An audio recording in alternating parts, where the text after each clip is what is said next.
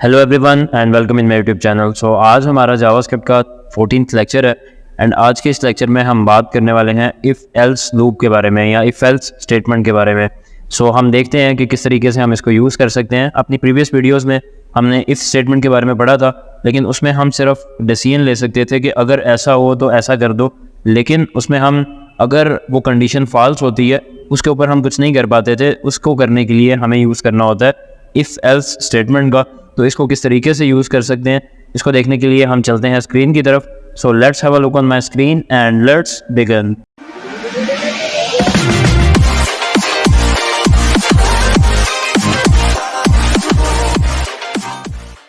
So first of all मैं यहाँ पे सबलाइम टेक्स्ट एडिटर ओपन करने वाला हूँ। So as you can see here कि मैंने इसको ऑलरेडी ओपन कर रखा है एंड टाइटल के अंदर जो आज का हमारा टॉपिक था वो मैंने ऐड कर दिया है if else statement in JavaScript. And साथ ही साथ इस फाइल को मैं ब्राउज़र में भी ओपन कर चुका हूँ।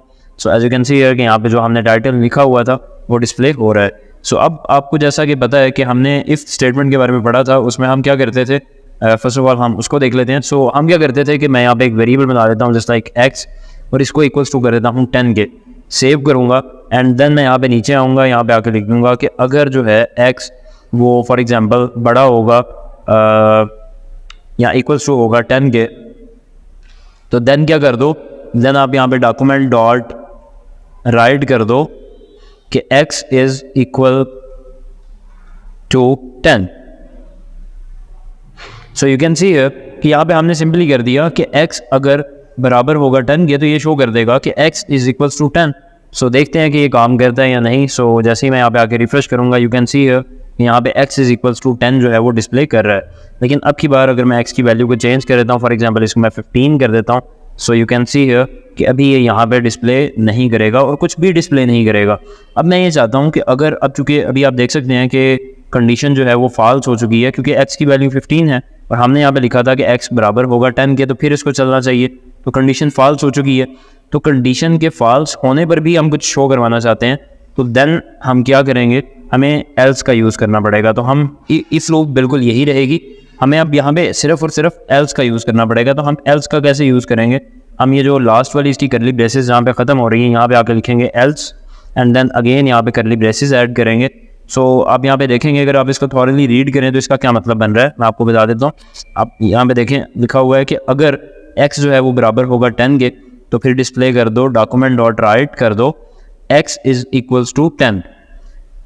एल्स का मतलब होता है मगर, मतलब कि अगर ये हो तो ये कर दो, वरना या मगर आप क्या करो, ये कर दो कि x is not equals to 10।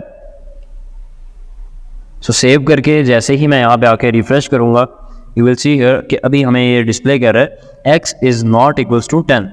So बिल्कुल इसी तरीके से अगर मैं यहाँ पे आता हूँ एंड यहाँ पे आके मैं x की वैल्यू को दोबारा 10 कर देता हूँ। सो अभी आप यहाँ पे देखेंगे कि जैसे ही मैंने इसको 10 किया, यहाँ पे आके मैं इसको रिफ्रेश करूँगा, सो यू कैन सी हियर कि अभी ये अगेन शो कर रहा है कि x इज इक्वल टू 10। और अगर मैं इसको दोबारा से x की वैल्यू को 12 कर देता हूँ, सेव करता हूँ, refresh, you can see here कि अभी ये परफेक्टली काम कर रहा है एंड इक्वल है या नहीं उस चीज़ का हमें ये बता रहा है। तो अब की बार मैं यहाँ पे ऑपरेटर अपना चेंज करने वाला हूँ। मैं यहाँ पे लिख देता हूँ कि अगर जो है वो x बड़ा होगा 10 से, तो देन ये शो कर देगा x इज ग्रेटर दैन 10।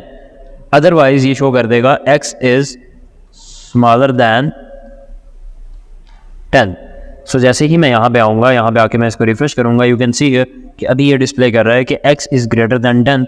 लेकिन जैसे ही मैं यहाँ पे आके फॉर एग्जांपल 8 लिख लेता हूँ, सेव करूँगा, यहाँ पे आके मैं इसको रिफ्रेश करूँगा, यू कैन सी हियर कि अभी वो शो कर रहा है कि x इज़, हमने यहाँ पे स्मॉल लिखा था इसीलिए वो स्मॉल शो कर रहा है। तो मैं यहाँ पे लिख दिया कि x इज़ स्मॉलर दैन 10। तो अब ये हमें क्या शो कर रहा है कि x जो है वो 10 से छोटा है।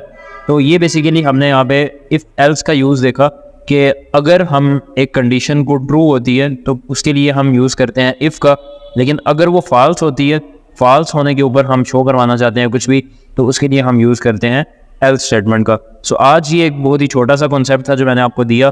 सो उम्मीद करता हूँ वीडियो आपको अच्छी लगी होगी। सो नेक्स्ट वीडियो में हम बात करेंगे इफ़ एल्स इफ़ के बारे में कि इफ़ एल्स इफ़ स्टेटमेंट का यूज़ करते हुए हम मल्टीपल कंडीशंस किस तरीके से ऐड कर सकते हैं। सो उम्मीद करता हूँ वीडियो आपको अच्छी लगी होगी। सो अगर आपको वीडियो अच्छी लगी तो आप इस वीडियो को लाइक करें एंड चैनल को सब्सक्राइब करें। सो मिलते हैं नेक्स्ट वीडियो में, तब तक के लिए अल्लाह हाफ़िज़।